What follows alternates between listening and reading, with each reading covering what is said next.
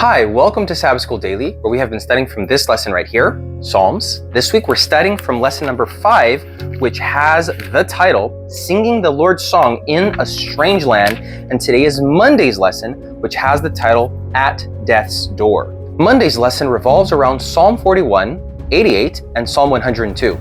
The prayers mentioned here are cries for salvation from sickness and from death. They demonstrate that the children of God are not free from suffering, from anguish and from pain.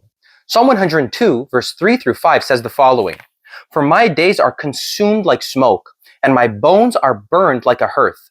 My heart is stricken and withered like grass, so that I forget to even eat my bread because of the sound of my groaning, my bones cling to my skin." You know, faith in God is not a shield against suffering or a passport to tranquility and absolute exemption from life's evils. Faith in God does not guarantee that we won't be visited by evil, but it does guarantee that His presence through our afflictions is a constant. In an imperfect world, of course it would be a good deal. That's what we know as prosperity theology, but it would be a good deal to have some sort of pass, a get out of jail free card from the events common to everyone. Invest a little in God, receive in return health and success in a home and cars, a lucrative job. This is what many people want. The essence of the American dream, to expect these things in a world dominated by evil, is to have an appointment with disappointment. The representatives of this prosperity theology often speak about the gold and silver of Solomon, his glory, his prosperity, implying that we can expect the same treatment. They expect to point out, though, that the true representative of the Christian faith is not Solomon, with his palaces, his women, his silk, jewels, and perfumes. The representative of Christian faith is no one but Jesus Christ, the servant of the Lord, the man of sorrows from Isaiah 53, who was poor and had nowhere to lay his head, who drank from the cup of suffering, pain, sadness, and sorrow. The idea that we live in an imperfect world but still expect VIP treatment means that we are destined to meet with disaster. We will be superficial Christians, weak and materialistic. This isn't what we find in the Psalms. Notice Psalm 88, for example. As the lesson puts it here on Monday's lesson, it says, in Psalm 88, God is charged with bringing the psalmist to the verge of death. Notice that even when the most daring complaints are uttered, the lament is clearly an act of faith.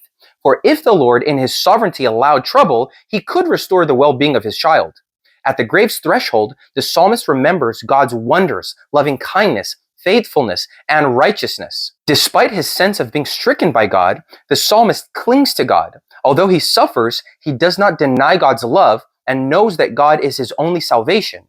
These appeals show that the psalmist knows not only suffering, but also has an intimate knowledge of God's grace, and that the two do not necessarily exclude each other.